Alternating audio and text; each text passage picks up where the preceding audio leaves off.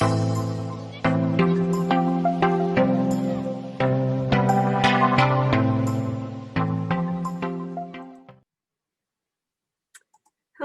everyone, and welcome to this month's CFX Connections webinar. My name is Stephanie Lippy, and I'm the conference manager for the Church Facilities Conference and Expo. Today, we're hosting a webinar on bringing your brand experience into your building.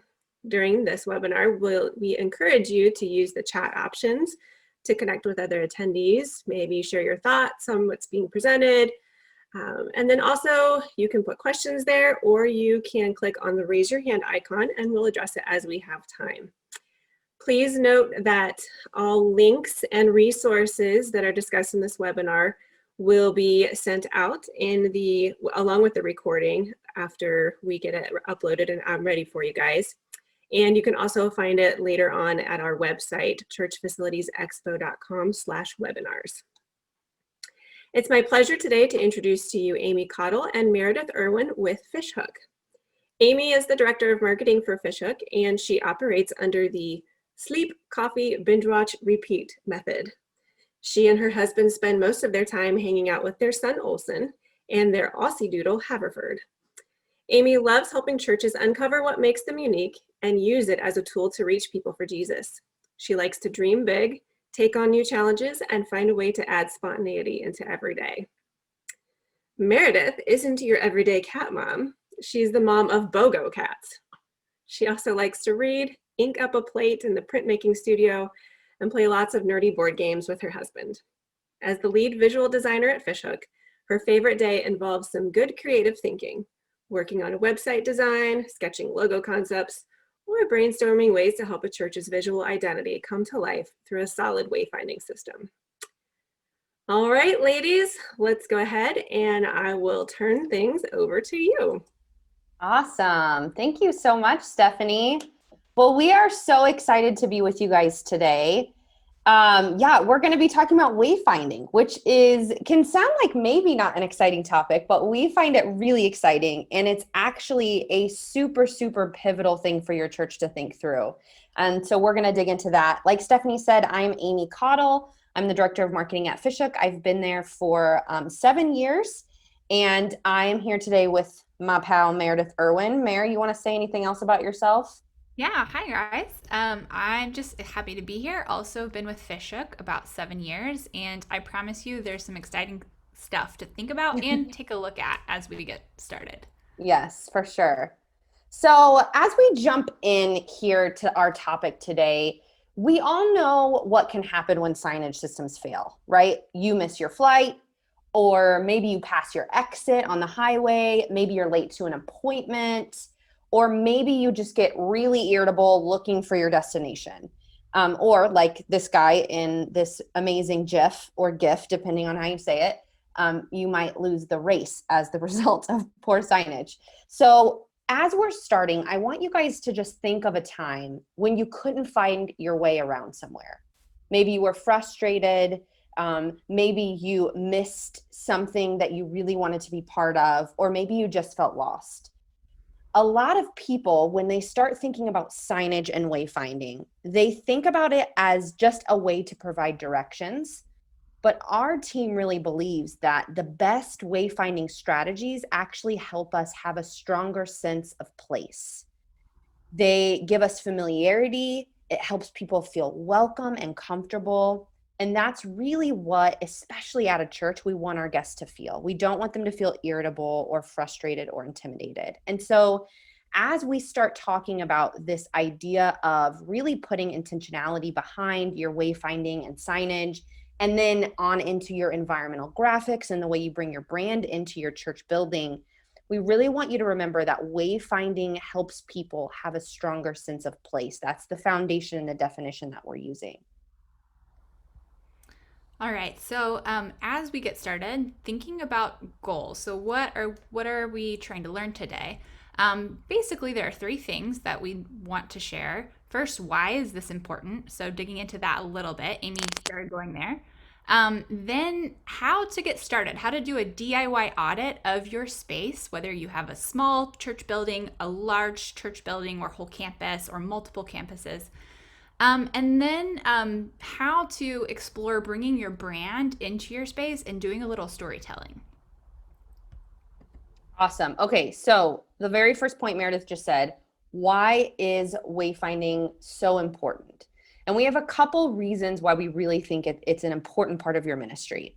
Number one, a wayfinding system helps visitors find their way. Thinking about yourself as a first-time guest at any place, whether it's Disney World or another amusement park, whether it's a new restaurant, the wayfinding system really is the only way that you know where to go. So from a visitor standpoint and a guest experience standpoint, this is super pivotal. The next thing is it really helps you build your brand experience into your space. So we don't want to just talk about signs, basic signs, although we are going to jump into that today. But it also helps create an experience. It helps you share your church's story in a really unique way that's distinct to who you are.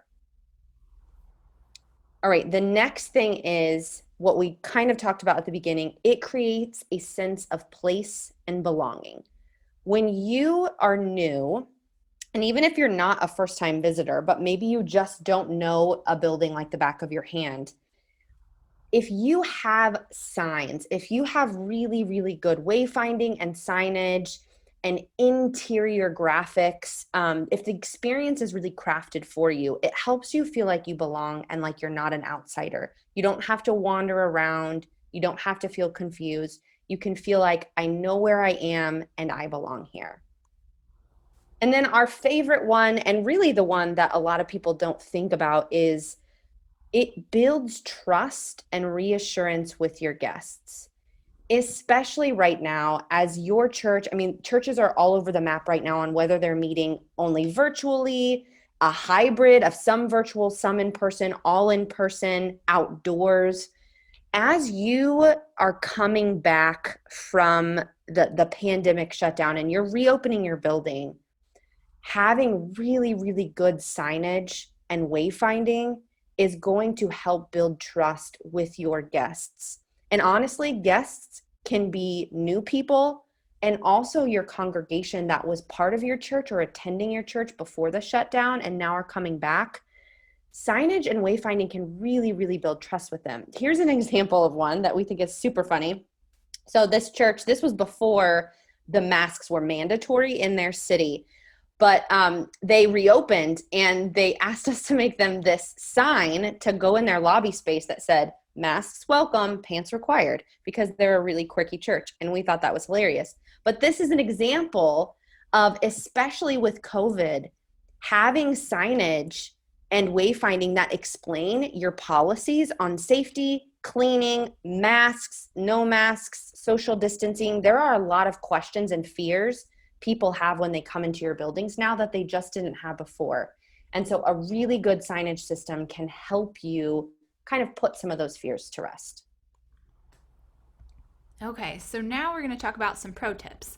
So just in terms of thinking through high level rules of thumb, first one that we want to think through is interior and exterior signage. So, and with that, I would emphasize exterior. So a lot of times you think about wayfinding as moving through your building, but we would say it really starts when you land in the parking lot. So that first sign, whether it's some kind of monument sign, like the picture on the left, or on the right, more of a bulkhead that's on the building, that's visible from the road. That is really the first step of a good wayfinding system, is whatever that first marker is that identifies your church location and helps people know that they have arrived. You know, GPS is great. We all use it to get around. And it is helpful. So in some ways you might think, well, that's, you know, we've got it covered, but really that extra confirmation is really important to have on your building in some visible way like this. Then next is, as you're moving through the parking lot or a campus, helping guests find a specific destination is also really important. And it doesn't hurt to add some phrasing like welcome or right this way, something that feels like it's part of your vernacular, whatever the typical languages that you use when you're communicating with people at a corporate level. And so you'll see here very clear and orderly listings of where the main entrance is, guest parking, if there's a specific entrance for children's or students ministry. And then also this can be helpful if you have something like a food pantry or maybe athletic events that are open to the community. So anytime you have regular guests coming beyond Sunday morning, Sunday morning is important, or weekend services are important, but also throughout the week, this kind of wayfinding on your campus can be really, really helpful. And then of course too, once you walk up to the building, you want to make sure that all of your entrances, or at least the main, we're talking about main public entrances, are identified. So that means a name, often a number, and that's also can be helpful for fire code purposes. And then even an extra step is to include some vinyl on doors or windows as appropriate, kind of depends on what your particular entrance is. But that can be an extra helpful piece to identify, to give specific information, like maybe if you have a church office or maybe counseling services, you might list the times on a door, and that's something with vinyl that's super easy to update, so super helpful to have right there. Awesome. And then also, yeah, clear and concise. You go ahead. Go ahead, Aimee. Okay. Okay. So next one, yes, keep it clear and concise. So this is my favorite picture of the whole slide deck, because this is an actual signage system we've seen. You want to avoid this. You really, really want to think through making sure that the names of the places in your building are more generic. So call things what they are. I know it's really hard. If you've spent a lot of time into naming, let's say your children's ministry right now, like one of the rooms on here is called Polka Dot Girls. If you've spent a long time, maybe your youth ministry is called Ignite or something, and you're really passionate about it, and you're like, well, everyone knows it's called Ignite. Well, that's not actually true. Everyone that's part of it knows that it's called Ignite. But if we're trying to think through wayfinding and signage for people that don't know all that internal vernacular, then you really just want to call it what it is. So if it's a gym, don't call it the Community Life Center. People don't know what that is. Call it a gym. Also, underneath this category, having too many options on signage makes things very stressful and confusing. So only place the decision point places on each sign. So if I come up, like you can clearly see in this hallway, there is a decision that people need to make. They're at a wall, they're either going to go right or left.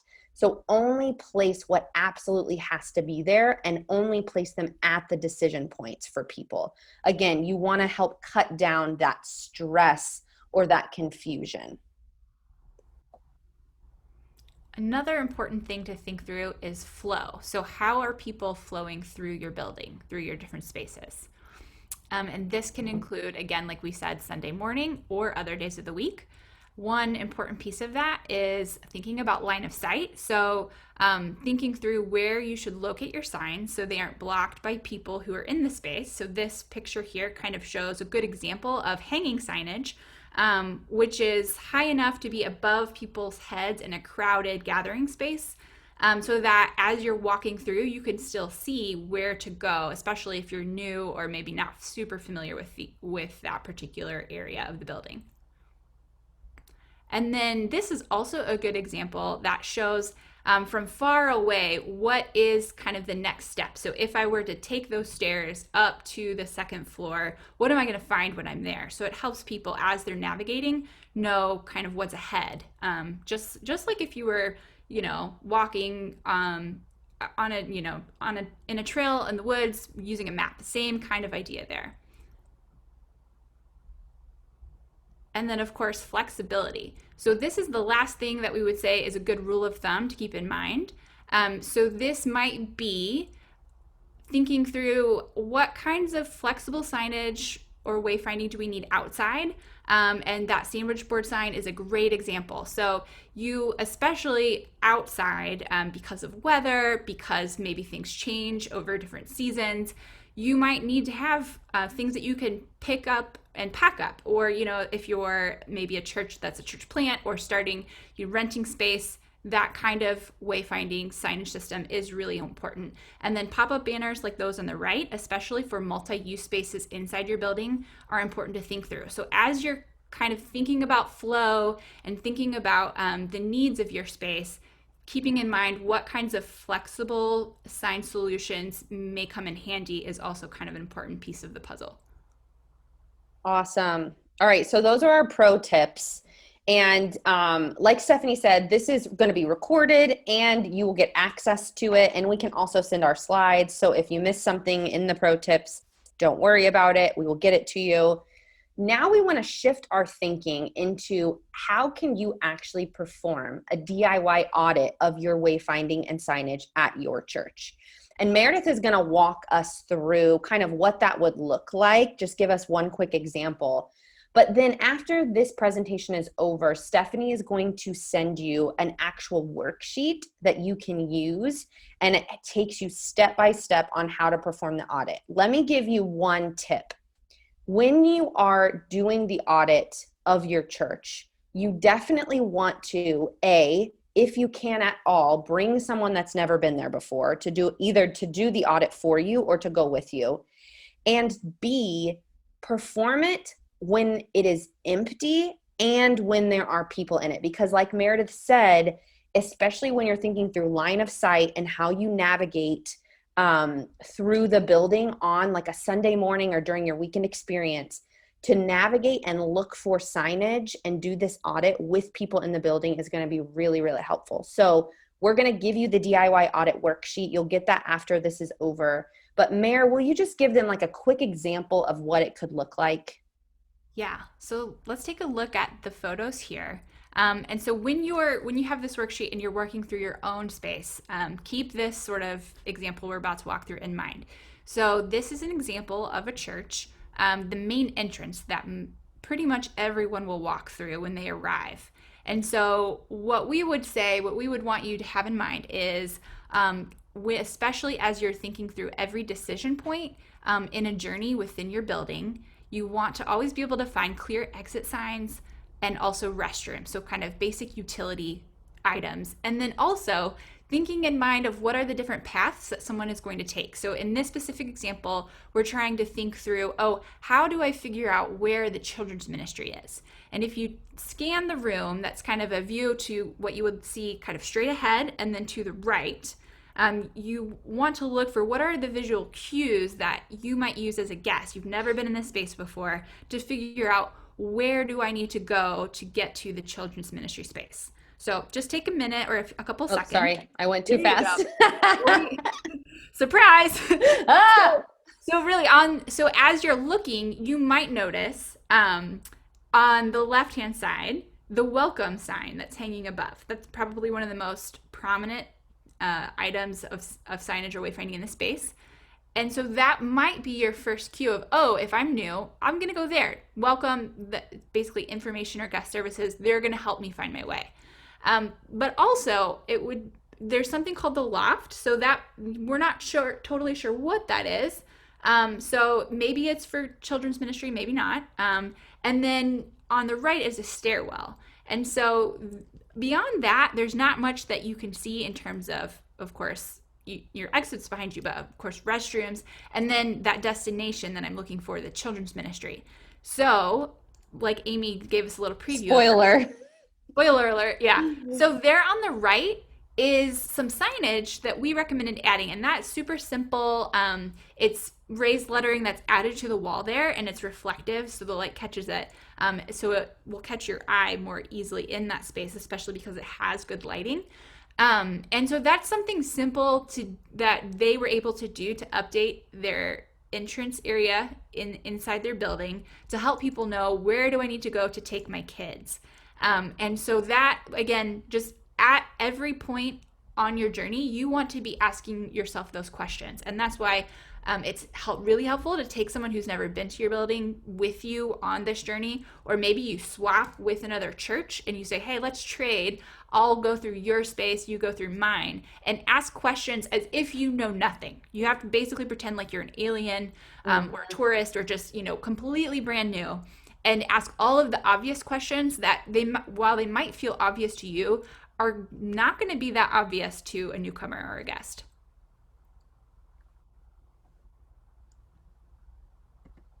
All right, so beyond that kind of initial audit or sample of getting started in terms of questioning your own space, we wanted to also talk through just what are some of the possibilities for environmental branding.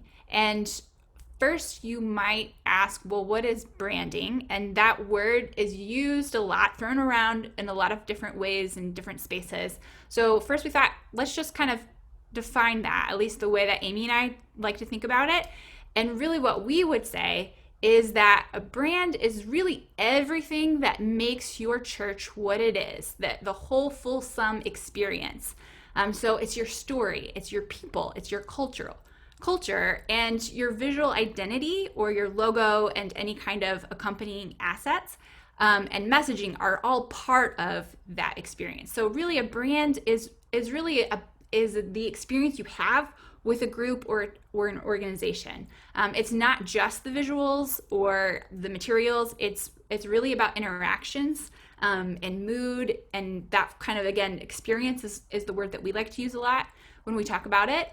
And we also would say that as you get started thinking about how do we brand our space, we think it's really, really important that your visual identity is fully developed and that you have kind of some clear foundational things set in place before you start adding things to your space. And so that even starts with things like your mission, your vision, and your values, and then the messaging that you use.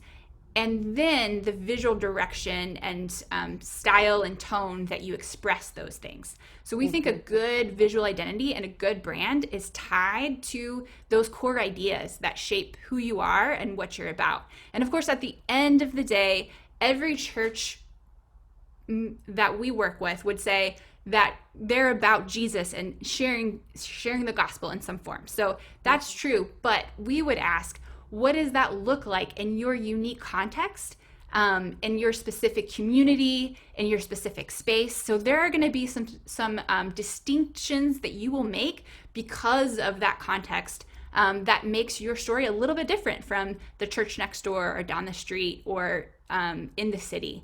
And those are the kinds of things that we think are really important to think about as before you begin adding things into your space. Yeah. Mary, can I give one quick example before we move forward? Yeah. Okay. So when we talk about branding, I mean, most churches, like Meredith said, they think immediately about their logo, like whatever that mark is that goes with your church name. And that is part of it. But think about, I don't know if you guys have Jimmy John's and Steak and Shake where you live, but those are two examples of fast food restaurants that we use a lot. Think about the different aspects of them. Steak and Shake, they talk a lot. Like if you're in the drive-thru at a Steak and Shake, you're going to see signs and funny graphics and saying that talk about how it's worth the wait, because they like to think that they are a restaurant, a fast food restaurant, and they take time preparing food, and you know that you are going to wait a while when you go to a Steak and Shake, but that's like part of their whole experience. That is part of their branding.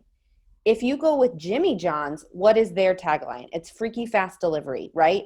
They're saying we are going, like part of our brand experience that we're creating for you is that we are going to get you your food as quickly as possible.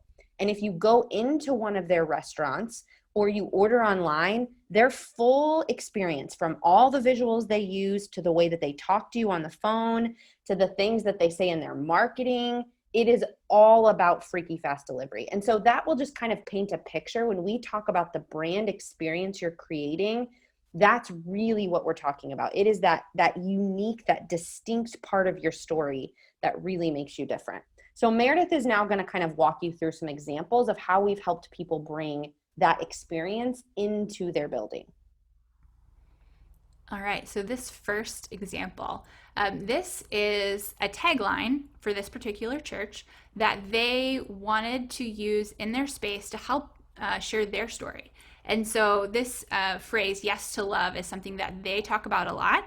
And part of that story is that they were aware that in their community, the church is kind of known, has that vibe or recognition of, oh, church is a place where there are lots of rules and you hear the word no a lot. We're against this or against that. And they wanted to push back on that and share a different narrative or a different story about who their church was, especially again in their surroundings. And so they said, no, we're about saying yes. We're about saying yes to Jesus, saying yes to love. And so that is part of their messaging in a lot of different aspects of their communications. And then they wanted to really begin to bring that in some specific ways in their building. So this is one of those examples. And it's in a gathering space where people congregate as they first enter the building. And can you just imagine, I mean, when you walk into that lobby space, to have that be the first thing that you see, I mean, talk about creating an experience. That is amazing. So another example too, that what we really love about this is, again, you're using messaging that's important and connected to your message and mission.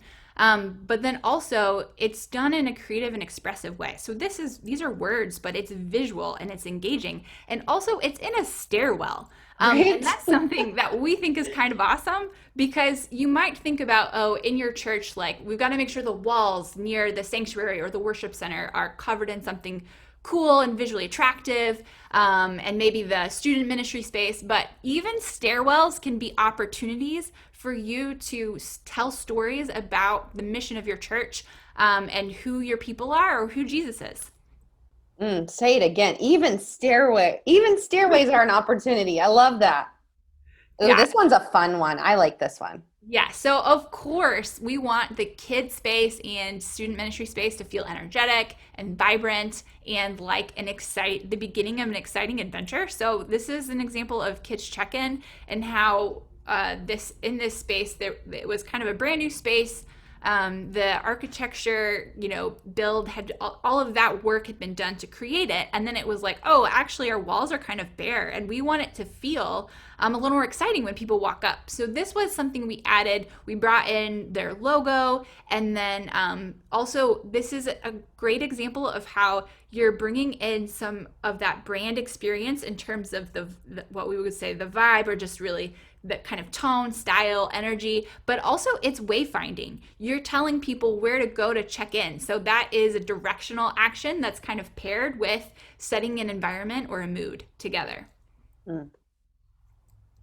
And so this sample here is kind of a digital rendering of something that we think is super fun and easy too, as well in a kid space. So regardless of your budget, there are really simple, easy things that you can do like this, where you bring in the life of your ministry or your church. So these are just a photo wall of kids in this particular children's ministry, and just a place to celebrate them and celebrate that, at the end of the day, like what you're doing is about caring for people. Church is made up of people. And so this is a great place to kind of highlight that and show it in a fun, playful way that's also kind of super simple and easy to do. It doesn't take a lot of money or investment to make something like this work.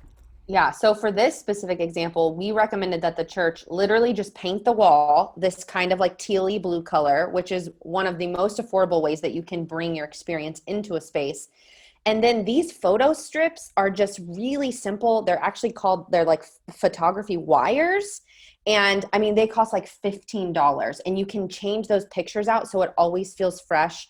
So again, this is just like a really, really affordable way for you to bring that experience to life instead of just having a blank wall. I would also add, just one more minute on this slide, I would also add that this kind of work is really helpful I almost wish we had a before and after. If you think about some children's ministry spaces, or maybe Sunday school classrooms, depending on what kind of church context you're coming from, it is really easy in children's ministry spaces to kind of have a lot of clutter. Yeah. And maybe it's a bulletin board, maybe it's just banners and posters posted around the entrance of the doorway.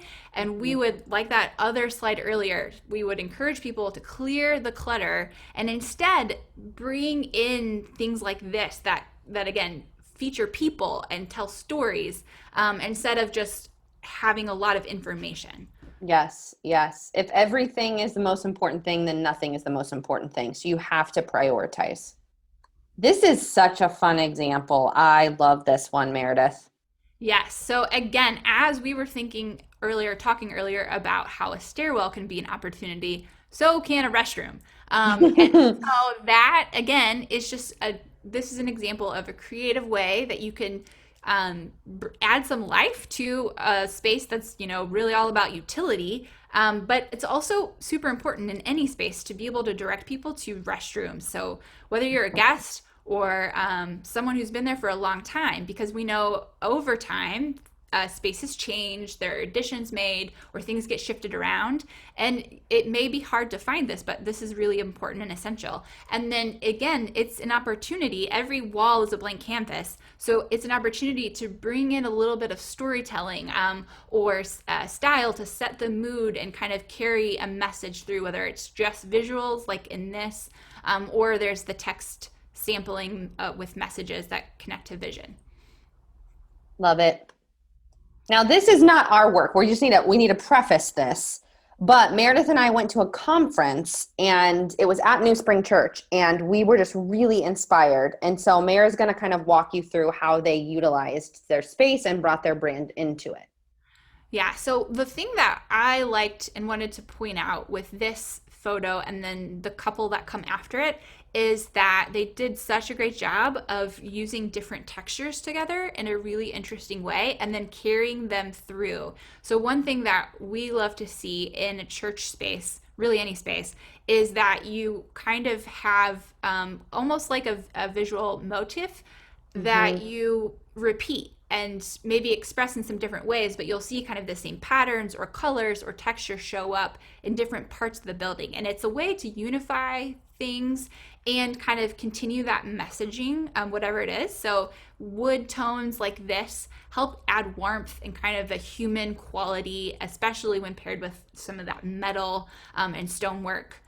And then if you want to go to the next slide, this is where they amp up kind of the messaging and storytelling. So they are literally sharing some of their core values on their walls, but in a really engaging way that combines these different textures, where you have the vinyl on the wood, and that's kind of in this space that has, the concrete floor and kind of simple walls. And I'm sure like this is just really, part of the environment. It's not telling you where to go, but it kind of enriches that space and reminds people of kind of what the bigger mission is. Even just, whether it's it's a hallway or a gathering space, there's kind of this bigger picture that we want to always be pointing people to.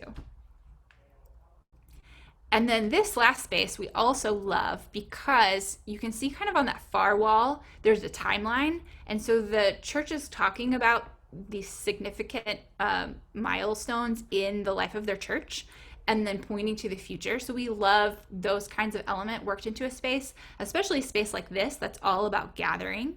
And again, you'll see the wood is coming through in the flooring, and then on the other farthest wall, you see it as kind of the trim on that back wall. So you'll see kind of that repeated use of materials, and then the pops of green that started on the outside with the sign and then show up in the walls, and even the plants and the seating. You see little touches of that repeated use of color and just kind of different combinations, but it keeps things really interesting and fresh. And you can see how they're pairing like visuals and actual literal messaging together to tell a really interesting story. And see how simple this is. I think one of the things, Meredith, that you mentioned a few minutes ago is a lot of time, Obviously, we are in and out of churches all of the time. And one of the things that we notice is, especially when it comes to environmental graphics, pictures, information, and then sometimes signage as well, churches tend to want to put everything possible up front. And so it starts feeling very chaotic. Look at how simple this is. They have the timeline that was important for them. They're keeping the color very simple and consistent. All of the tables are the same. So they really, really leaned into simplicity, but it creates an amazing experience and is consistent throughout their space, which is really, really interesting.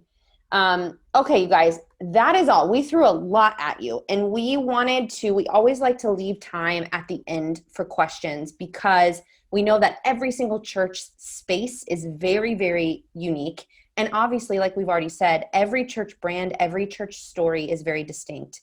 And so hit us in the chat with your questions, your thoughts, any barriers that maybe you have run into as you've been trying to update your wayfinding signage or interior environmental graphics, any of that stuff, let us know. We are here for you. Also, if you don't have questions right now, that's totally fine. You can find us at Fishhook HQ on all the socials, and direct message us with questions there. So thank you, ladies. That was so awesome. While we wait for some more questions, I have a few questions that I thought I would pop out there. fantastic. First of all, actually, nope, there's one right there. Are there any don'ts we should avoid? Ooh, Meredith? Great one. I would say literally don't carve things in stone, which sounds kind of dumb, but there are times where, and you might see this in older buildings, which, like on a really old street from the early 20th century or 1800s or something, where the signage was kind of carved it, or engraved in cement or something. Now you have to think about church context. There are some older church buildings where maybe that's been done, but I would say moving forward, as you're making changes to your space, think about the use of materials, and what will give you some longevity, but won't be horribly difficult to update in the long term. So if it's part of the the structural integrity of your building or space, maybe don't add something to that you're going to be stuck with for a long time that would be really hard to remove or update later. Any thoughts from you, Aimee? I mean, I would just re-emphasize kind of what we said. Just don't try to tell people every single possible thing that they could ever want to know all in one space. Really, I mean, the term wayfinding is so helpful because you're really thinking through, just like Meredith said, that map. How are we helping people find their way? And you're not telling them what's going to happen in 3 steps from now. You're just telling them the next step. So don't try to overdo it. Don't try to overcomplicate it or tell them every single thing that they possibly need to know. Yes. I have a follow-up question to that, actually. So, for example, I've been to churches where they might have a sign somewhere. It's a smaller sign. It's probably just sometimes it's an 8.5 by 11 sheet of paper. They print it off or whatever, but it has a list of the different Sunday school classes that might be available. This is where the Sunday school wing is, and you can kind of choose which class you want to attend. Now, sometimes that can get really busy looking. They can be, small words on a small piece of paper. What would be your recommendation for someone in that situation? How to make that really, really well, especially if it's something that changes quarterly, like, your Sunday school classes might change once a quarter, etc. Yeah, that's a great question. I mean, first, I think it kind of depends on what you're working with, but I would say relying on room numbers and even entrance numbers to communicate is important and helpful. So when you're talking with guests and communicating in other forms, whether it's over email or maybe it's the poster, you might refer to an event being in a particular room number. That just helps with clarity and consistency. And then I would say thinking about classroom signs themselves. Sometimes there are options for signs depending on the specifics of that particular sign system, where there's some flexibility built in. So there's a space where you can list a number of things that happen in that room or event space. And sometimes there's also kind of a panel where things can be handwritten in, although I would say try to avoid that, just because it tends to, that can break down and it can be harder to read, things like that. But those are kind of some simple things. I also would encourage you, like Aimee was saying, think about the kind of one step at a time, in terms of what you're sharing with people, and thinking about what other communication venues you have to share that information. So it's really tempting to want to dump it all in one place on one sign, but maybe, it is through email communication or text messaging or on your website. There are all these other vehicles we have for communication to share some of that information. So you want to think about what is the most appropriate option, and then kind of split things up. I was going to say that, Meredith. I was going to say, if it's something that changes a lot, or if it's just something that you want to have flexibility, maybe some weeks you need to sign up, some weeks you're not, your classes are moving around, times, different kinds of themes for Bible studies, whatever, you could try either just putting a sign up with the URL. So it's your website / classes or events or whatever. Or you could also try using a QR code sign. They were really popular a while ago, and then they went out, and now they're back in because most phones, and specifically iPhones, you don't have to have a QR code reader. You just take a picture, like with your actual camera on your phone, and it'll automatically open up a website.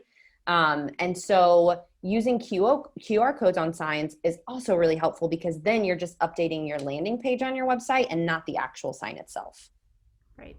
Great. I see there are a couple other questions in there. I think there's one that's a follow-up to that one before we get back to Eric Bird, which I think that's my buddy Eric Bird. Hi, Eric. Ron is asking would you guys recommend digital signage as part of your branding plan? Such a good question. Go ahead, Meredith.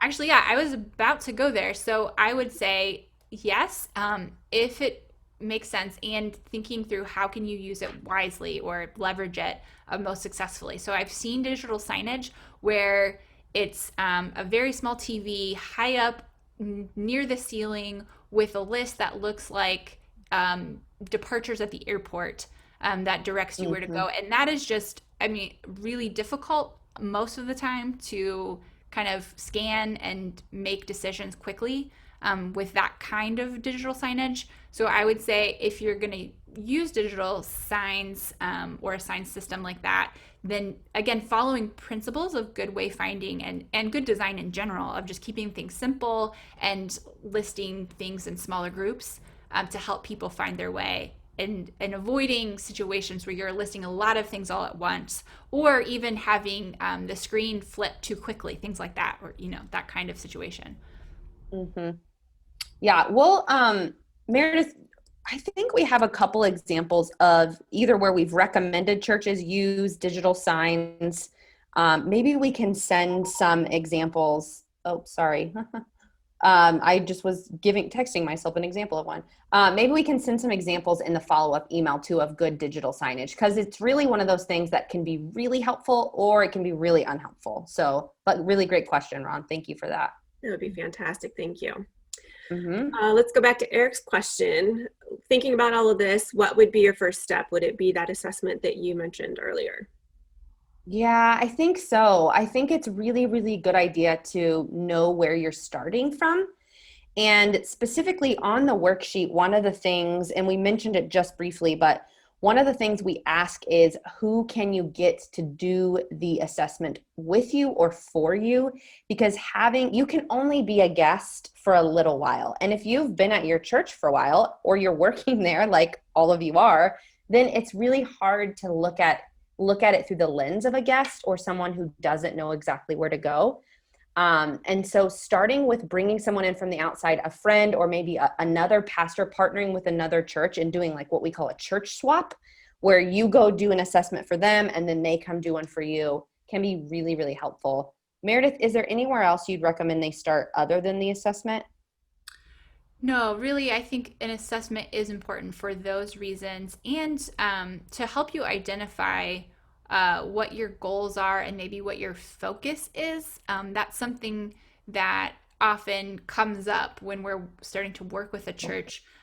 It's easy to want to cover everything all at once, but depending on your budget and the size of your building, it may not be possible to hit it all in the first phase. And so you may have to break things up into multiple phases or identify maybe the area of greatest need and focus there. So, and even thinking too, like part of the assessment is not just maybe what is the worst poorly signed area of your space, but also what are your church's greatest needs and goals and pairing those together. So maybe your children's ministry space isn't in the worst shape ever. However, if one of your church's key priorities is increasing the number of people who come who are have young families, then you're going to want to make that area a priority. Yeah.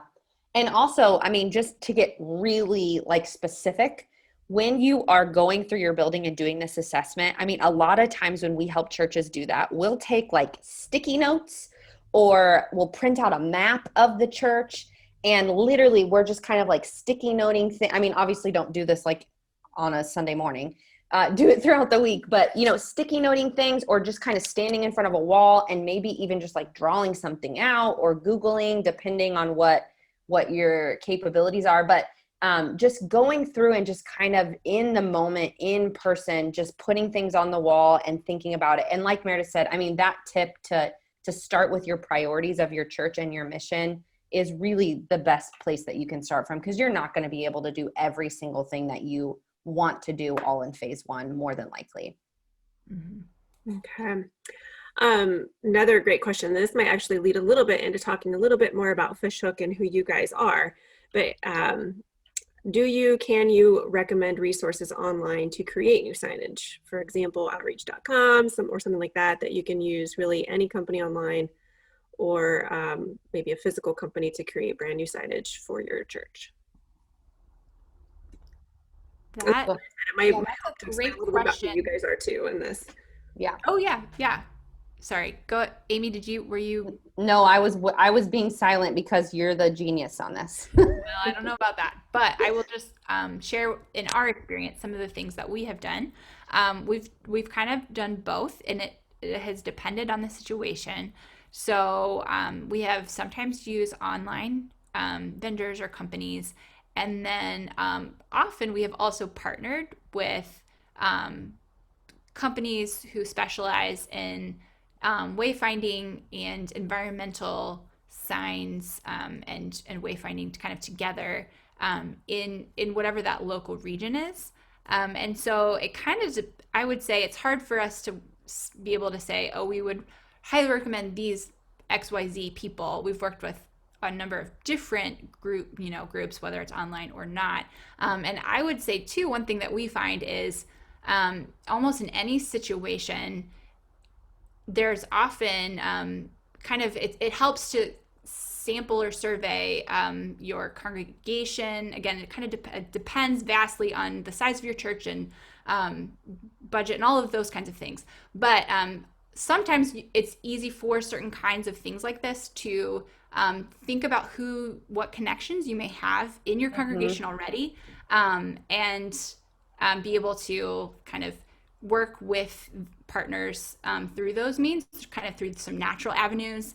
And then also kind of, I would say too, recommendations and word of mouth can be really helpful. So whatever, especially in the area, because there is a component to this where even if you're working, you can work remotely with groups, but it does really help because this is a physical space that we're talking about to be there on site.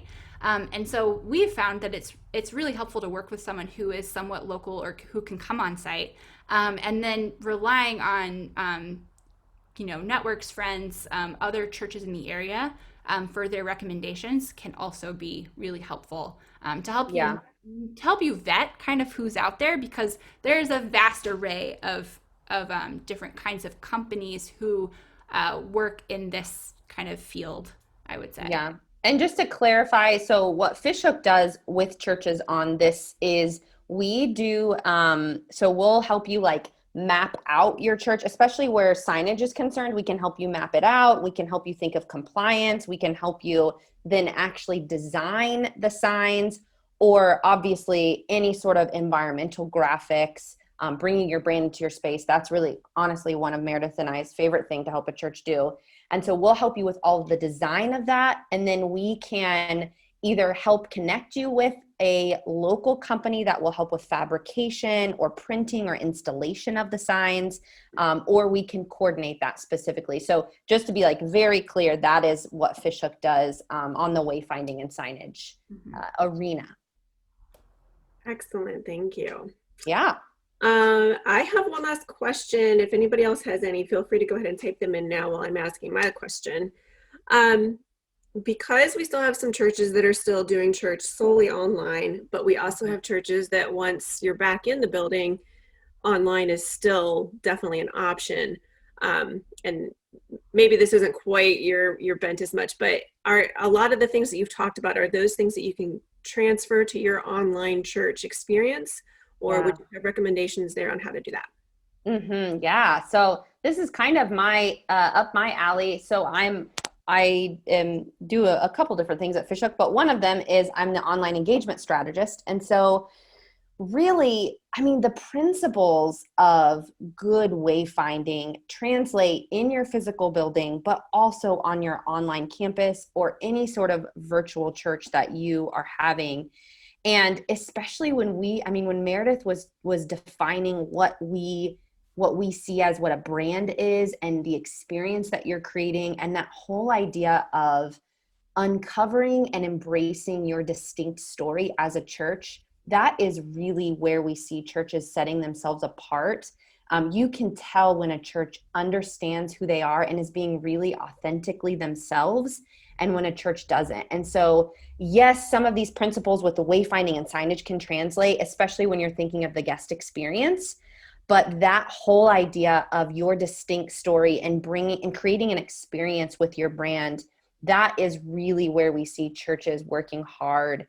And so that's going to happen obviously during your Sunday or weekend worship service online, but then throughout the week, when you think about social media and the type of content you're producing and the value that you're bringing and the tone and the voice, and then all of the visuals that you're sharing, all of those things create that experience.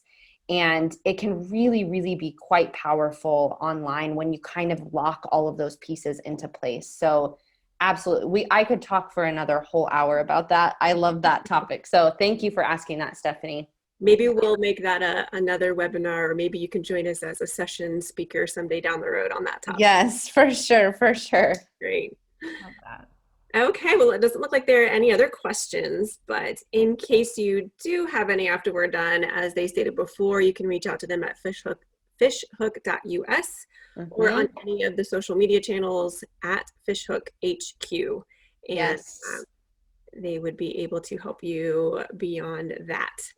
And as stated previously, I'll send you the worksheet on how to do your DIY audit. And we'll also send some of those examples of good digital signage. Yes, that's what we had said.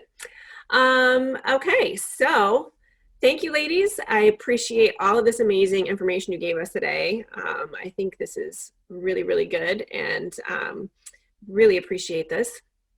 Absolutely. Thank you for having us. And we have a ton of free, we're a creative agency, so we have a ton of free resources on all things communication and leadership on our website. So check that out. And we always like to end with this.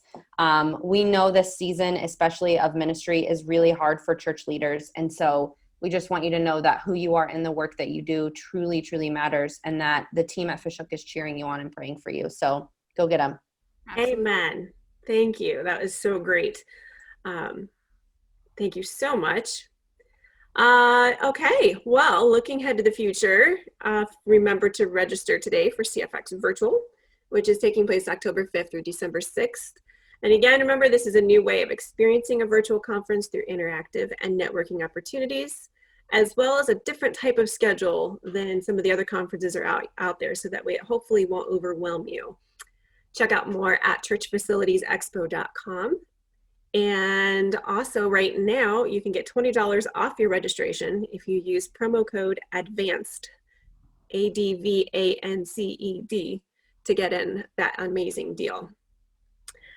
Next month, October, I can't believe it's already almost October, but due to CFX Virtual, we will be taking the month of October off with our webinars, but we'll be back in November with Matt Larson and Ryan Shelton with Group Unlimited to discuss changes that have an immediate impact to your live stream.